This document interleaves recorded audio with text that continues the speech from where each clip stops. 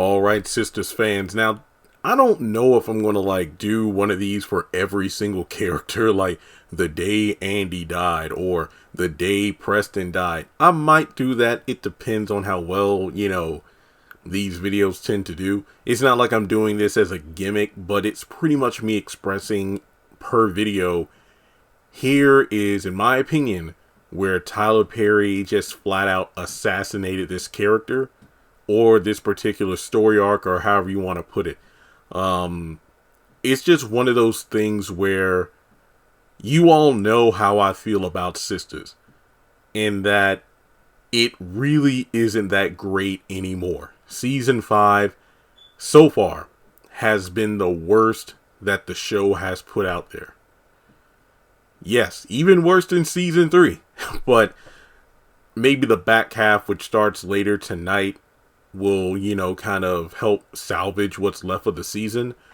But so far, season 5 has been the worst.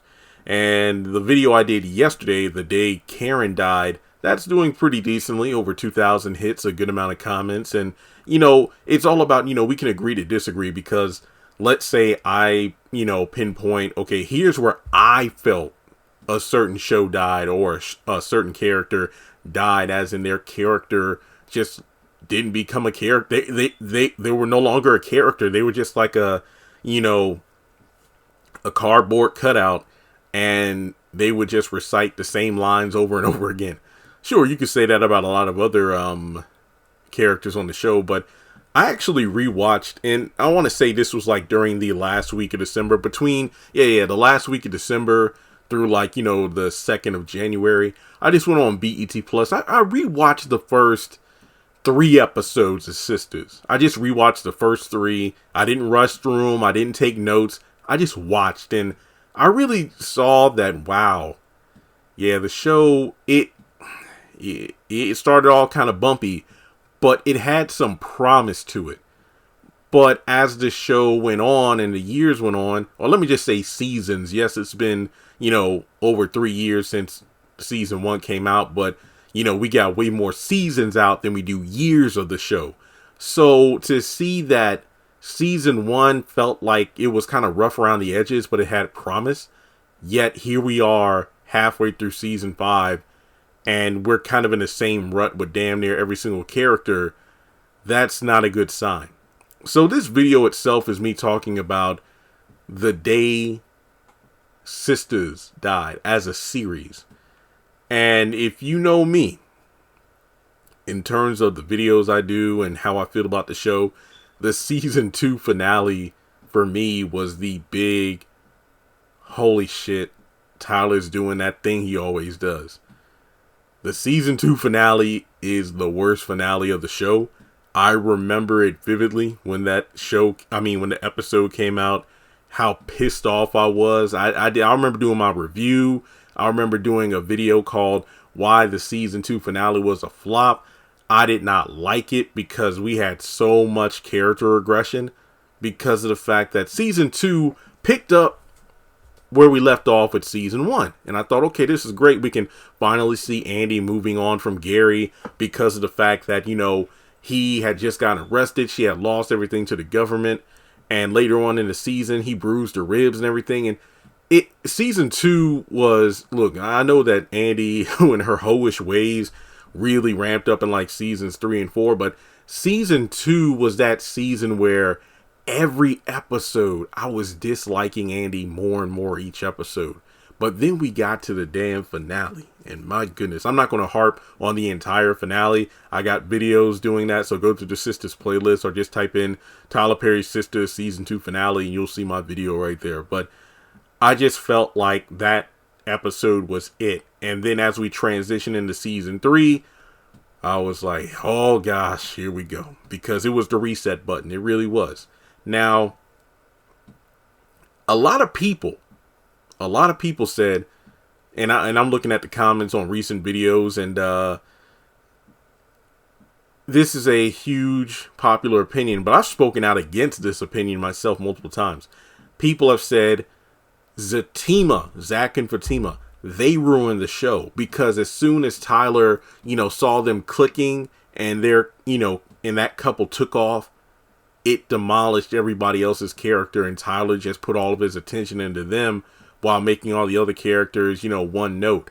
But I beg to differ, and I've said before, in some ways, Zatima, and then I remember doing this comparison back then. I said Fatima was like the Steve Urkel of Sistas, in that she was, a minor character. She was only supposed to appear, a couple of times. I know Steve was only supposed to, appear in one episode, but the studio audience loved him. Then the executives decided to put him into multiple episodes, and, then he became the star of the show.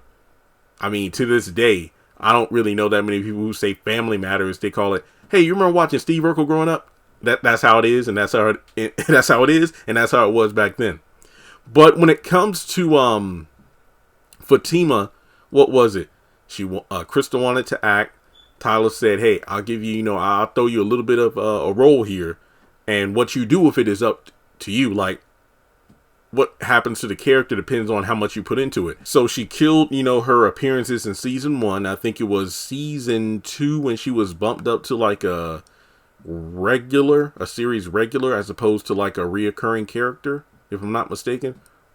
And then from there, Zatima was born, and then that's really where the focus of the show went from like season 3 onward.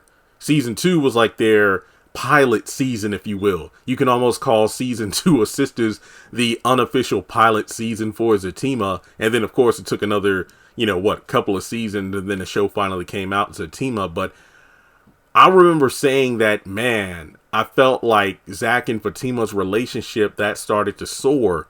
And maybe Tyler decided to shoot down Destin, the Danny and Preston pairing, because before Zatima, it was Destin. I honestly don't like that ship name. It doesn't really have a nice ring to it, at least to me. But then again, the fans call it Destin. So yeah, Destin was it. And they weren't even officially together. They were more or less playing house. Preston was staying at Danny's apartment, and these two were getting along. Danny was chill because her whole thing in season 1 was, as she told Preston, being comfortable with who she is, and, learning to open up and let someone love her. And then all that got shot to hell.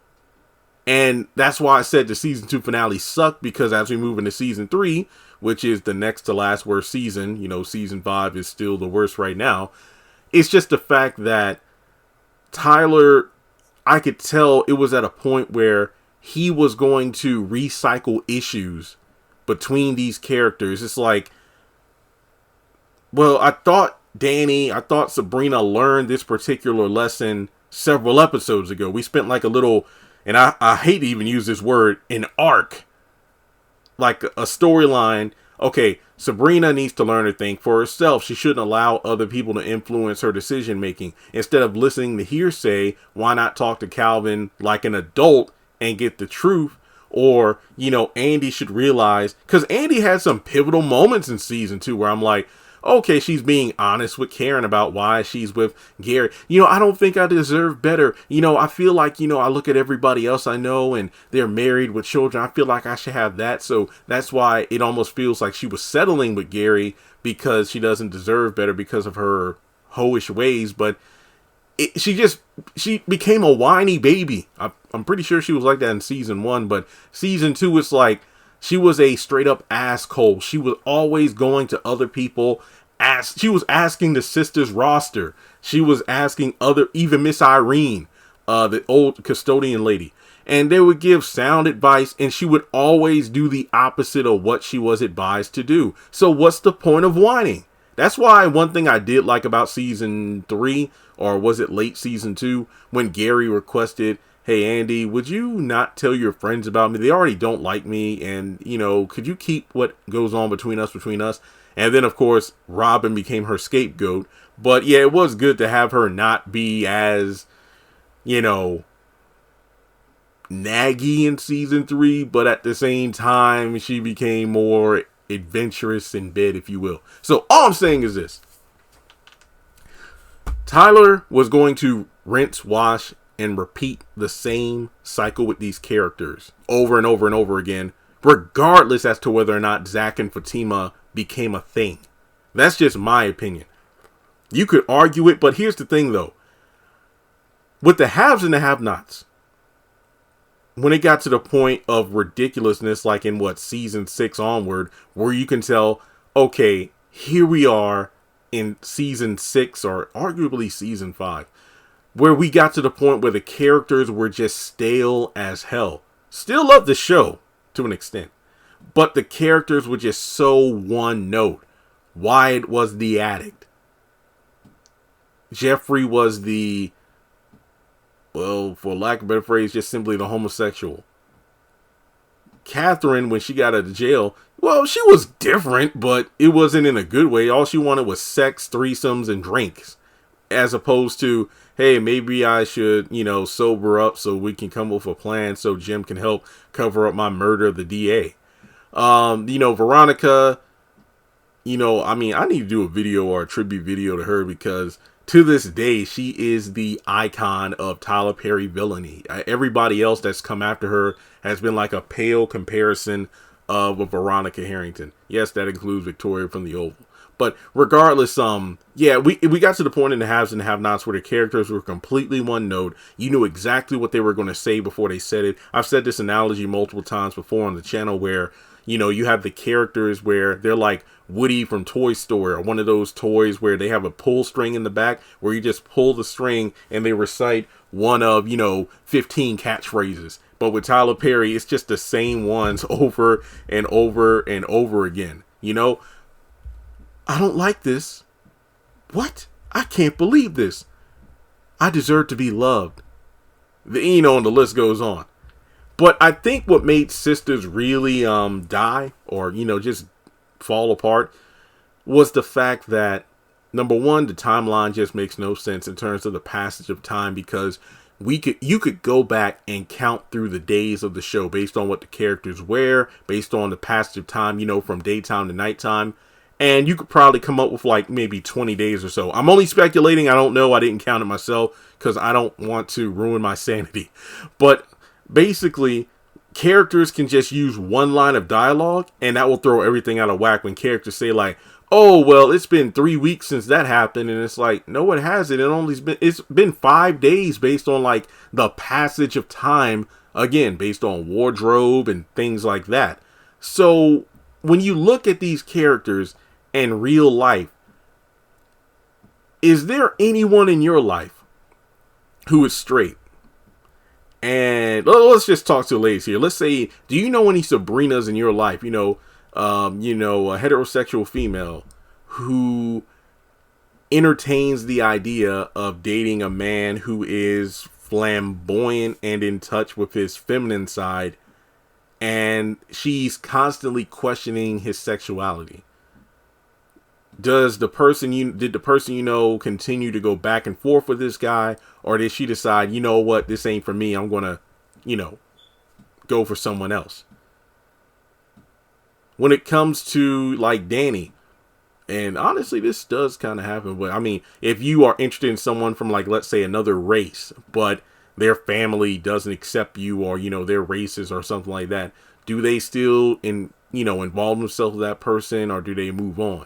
Or do they say, screw it, I'm marrying this person, not the family, that kind of thing? Or better yet, the better example of how many black women do you know with the same attitude as Danny in terms of, you're a grown man, or if they're dating someone outside of their race, you're an adult, you should know everything there is about black people, even though you're not part of our culture, and I'm not going to teach you, even though the man literally did everything but get down on one knee and propose on the spot just to say, look, just teach me how to love you. Or in Andy's case, what is there a woman that you know who has been through everything this woman has been through with Gary and still decides to be with him? The bruised ribs, the affair that she was involved in, mind you, the humongous stain on her reputation, especially based on what Jasmine did, by promoting their affair. Like, hey, this is a whore that works here at this law firm. She cheated. My husband cheated with her. She's trash. She's easy. Here's her address. Here's her phone number. And the list goes on. Ex-wife pointing a gun at her, beating her up in a parking garage. Guys, the list just goes on. when it got to the point where fans were like, why the hell is Andy even still entertaining the idea of being with this guy? And then let's not even start on Karen. Let's just, I did a whole video about Karen. But do you see my point here? I think the series died when it got to the point where Tyler just decided, I'm going to keep writing the same thing over and over again. Or the worst part is when he introduced other male characters who seemed to be great fits for the ladies. But for whatever reason, he decided to, oh, Jacoby, he's crazy. Or Robin, he's a freaking bed. Or Aaron, he's a pushover. I don't know. But then it goes back to what Tyler said during the Sistas after show. And perhaps this could be the day that Sistas died. It was during the first after show. 'Cause I know there were 2 of them, and it was during the first episode that aired. I think it was during the season 3 mid-season finale, or was it the season 3 finale? I forgot, but I know that that's when he said I think it was Danny. I think it was Mignon who said specifically something about, the hot girl summer and Danny having, or was it Sabrina having another love interest? It was during this time where, he was really adamant against like the tweets against him and whatnot about how, I know what I'm doing. That's why the show's #1. And you could tell the cast wanted more from their characters.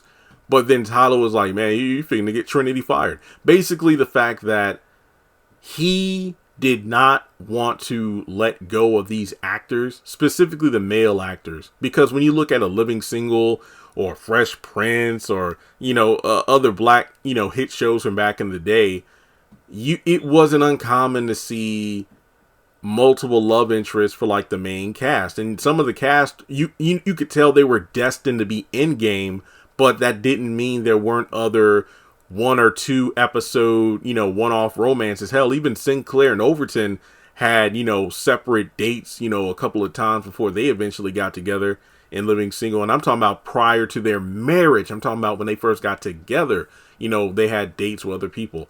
Or,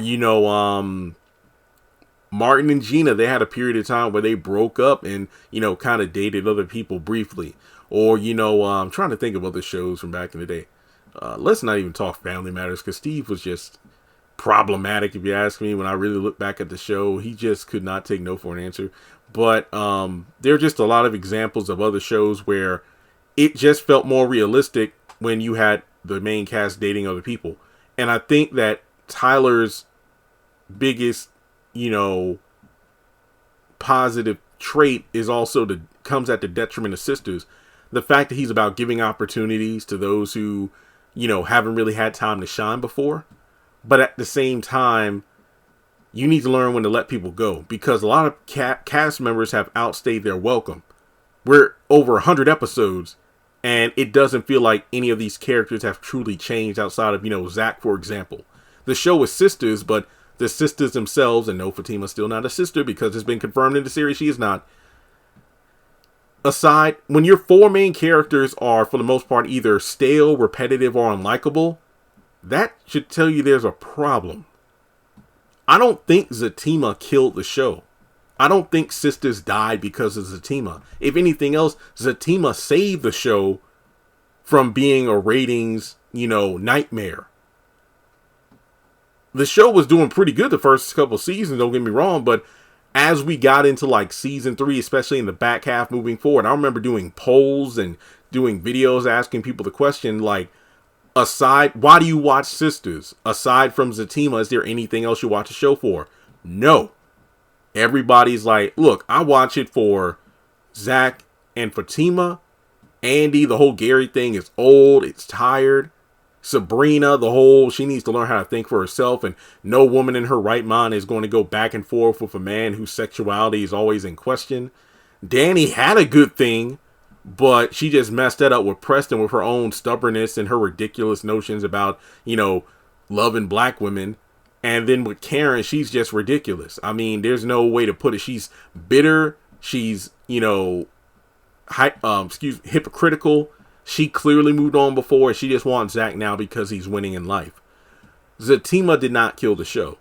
I think Tyler was already stuck in his ways on how he wanted to portray the other characters. And due to the fact that he didn't want to write out Preston, he didn't want to write out Gary, he didn't want to write out Calvin, he didn't want to write out Aaron, he's going to continuously put them in the show despite them not having any damn reason to be there. Same with Maurice. He was my favorite character in season 1, but then I felt he got ruined the more episodes he got. And that's the sad part. When you have a character who is just, killing it, but then they get overexposed because they have a lot of scenes, but there's no real material for them to work with. Just like Jeffrey, but then again, Maurice is, of course, more flamboyant.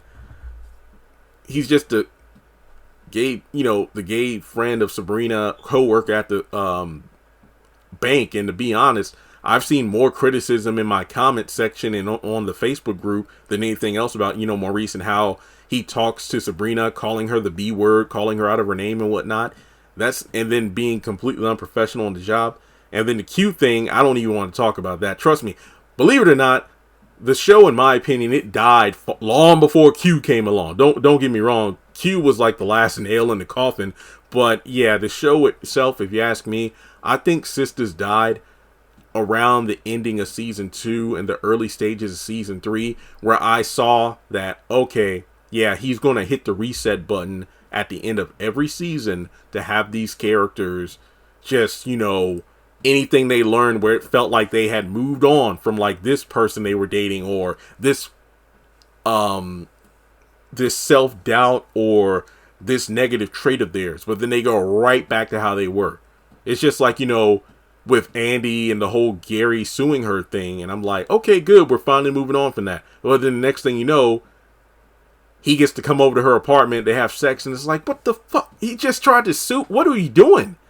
But like I said, I think one of the worst examples of this is when, we have Tyler bust up a dating pair, and then they just reconcile out of nowhere. Like, there's no rhyme or reason for two people to reconnect, but they just do. What was it? Was it season 3? Remember when Peggy was around? It was around the time of the bank robbery, and then Sabrina went over to Maurice's apartment and saw Calvin and Peggy come out of his bedroom naked. It was like right before that, where, Maurice was cool because he was speaking for the audience. I am sick of this back and forth between you and Calvin, Sabrina, or I'm sick of this back and forth between you and Sabrina, Calvin. Move on. You're adults. Like, just find somebody else. Don't worry about it. And then from there, he starts to go, well, why don't you talk to Calvin? Or why don't you talk to Sabrina? Make up your mind. Like, you, in the last episode, you had the comment. I feel like R. Kelly. Use your common sense. You said, let it go. And I'm like, that's the right thing to do. Because at the apartment, you got to hear about Sabrina from Calvin. At work, you got to hear about Calvin for Sabrina. Obviously, and rightfully, he's tired of it. But to have him sit up here and just, cheerlead for these two, knowing good and damn well they ain't a good fit for each other, is ridiculous. And then he called Sabrina on his phone, handed the phone to Calvin. This was post the spin knockout at the bank when Jacoby knocked him out. These two have not spoken since, and out of nowhere, wait, Sabrina? Calvin?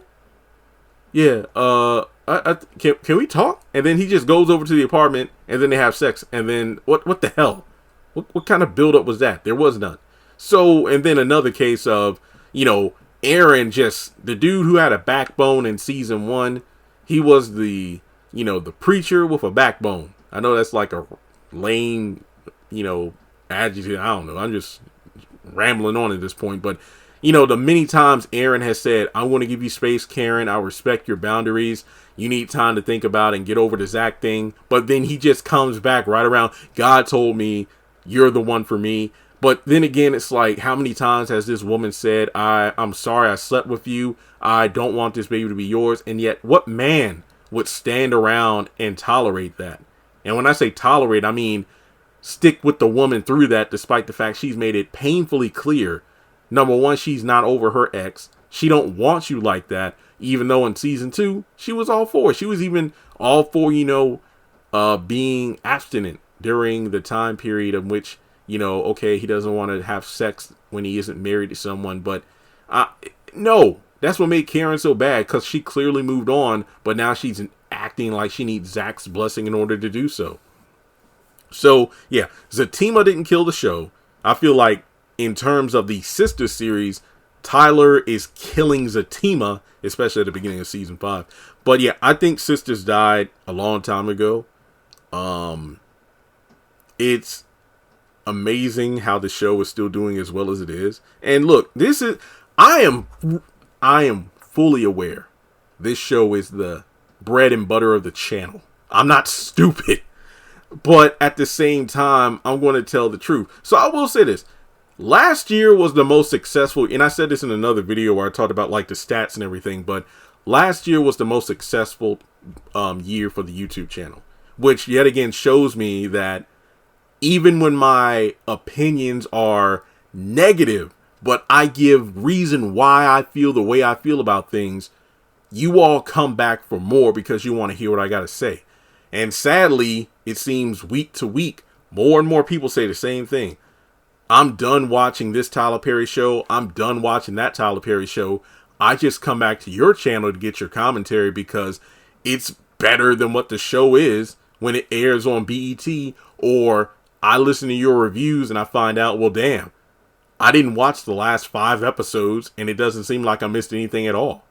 But then again, it's kind of like, I guess Tyler, who looks at the numbers, figures, well, the numbers are still up for the show. Why put in any effort to improve on the writing or the quality of it? Sistas died a long time ago, but we're still here. And I could quit anytime I want. I don't know if I'm feeling the blues because it's the beginning of the year where I just feel like maybe I want to do something different. But then you think, I look at how much ad revenue I made and I'm like, it will be financially irresponsible to walk away from this. And keep in mind, I'm self-employed. I don't get any Tyler Perry Studio kickbacks. And maybe that's why I don't get any kickbacks or sponsorships from them, because I tell the damn truth. But then there have been actors from various shows, both in the present and in the past, who have said, hey, I appreciate your honesty. There are people out there who literally tear down shows. Oh, these people can't act, or the writing sucks. But you give reason why you feel the way you feel. You don't just trash the shows. Even when you don't like an episode, even when you don't like a character, you explain why. And that's what I do. Because trust and believe, we live in a day and age of negativity where, like, for example, the MCU is the most divisive thing right now on the internet, where I could probably switch this channel over into, MCU if I wanted to. Just talking about every episode of a show that comes out, or bashing a movie. It's all about, antagonists, just in terms of like, the content creator algorithm where, oh, this is sexist, or this is pushing, female empowerment. This is pushing, inclusiveness, or, this sexuality, or this race. That's the easy way to be a YouTuber nowadays. That's the easiest way to get views. That's the easiest way to get, ad revenue. But that's not what I do here. My whole thing about YouTube was creating this platform to expand on my social media, which was originally the WordPress blog, the Twitter, the Instagram, the Facebook groups, to make a community of people where we can come together to talk about these shows and Tyler Perry movies, and just break them down, come up with theories, discuss things we like. But it's like the more he expanded, the less he cares in terms of the quality. We've seen that he does care when he wants to, like a Jazzman's Blues. And then in the interview he did last year where he said for years he had been doing movies where, yeah, even though the critics didn't like them, the fans did. The box office, did well, or the ratings on these shows did well. But now I can kind of slow down and do the passion projects that I really wanted to do for a while, but I couldn't. So maybe what he has coming up, in 2023 and beyond will be, projects that truly show that Tyler Perry talent, that Tyler Perry knack for quality writing, great acting, but it depends on the pace in which he just produces things. I used this example before, like Little Caesars Pizza versus somewhere like a Pizza Hut or Domino's. Little Caesars is $5 hot and ready. You walk in, they got a bunch of pizzas already ready, you walk out. It's good for what ails you, but it's not going to sustain you, But when you order Domino's or Pizza Hut, yeah, you might have to wait about 20 minutes or so. But when you get the pizza, it's going to be worth the wait because it's quality. It might cost a bit more. It might take a little more time to, produce it. But the end result is a lot better. Like I said, The Best Man, final chapters, 8 episodes of that it felt like the blinders were, when in the Bible, when Jesus spat on the ground and put the mud in the eyes of the blind guy, on the eyes of the man who was blind, and he told him to go down to like this specific river or body of water to wash the mud from his eyes, and he did, and he started to see, his sight was back. That's kind of how I felt watching The Best Man, the final chapters, where it's like the mud from my eyes from just years of these Tyler Perry mediocre shows, washing them off with The Best Man, the final chapters. I'm like, I can see good acting, superb writing, dialogue that just feels real as opposed to stiff, disjointed, and forced. I can see. Mama, I can see. But now, Sistas died a while ago. It did. And but here's the thing, though. And like I said time and time again, to the actors, hey, do you. Get that money. Buy those houses.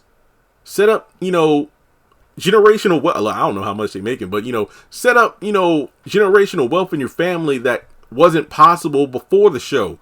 Get those other projects because of the success of Sistas. Do those movies. Start those, YouTube channels, podcasts, or whatever. Make those connections behind the scenes where, on various shows you could see different Tyler Perry cast from like different shows, like start doing something solo or doing plays, whatever it is. I love seeing that, but at the same time I feel for them because the material they're given to work with sucks.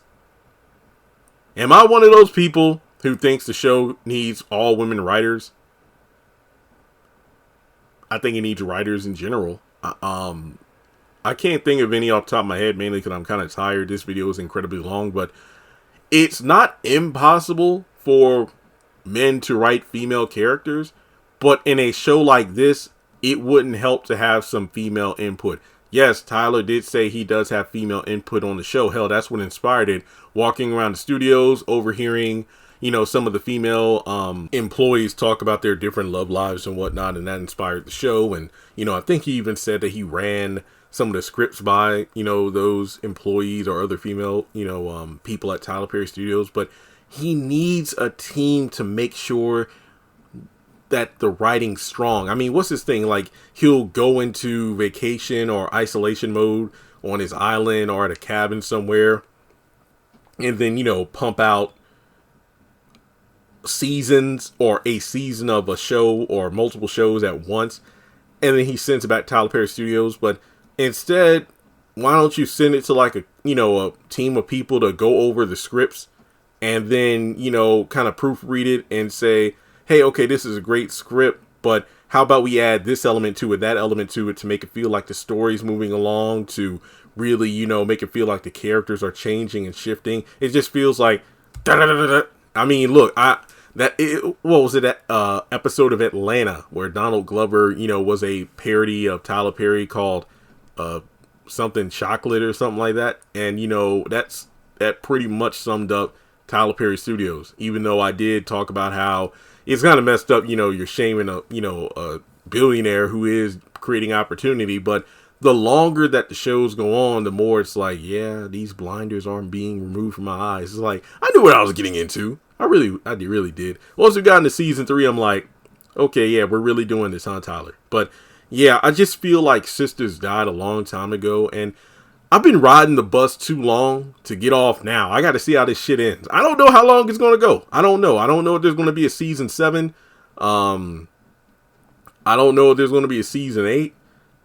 I hope Zatima continues, though, even though I feel like at some point that show could also go off the rails. But I think with the strong cast and the backing that DeVal and Crystal seem to have in terms of having their both hands in the pot to help Tyler Perry with it, I think that show is going to, I feel like that show does hold up better than Sistas, even though it was only 10 episodes so far, because there are more hands involved to make sure the show is a hit, as opposed to Tyler doing everything himself.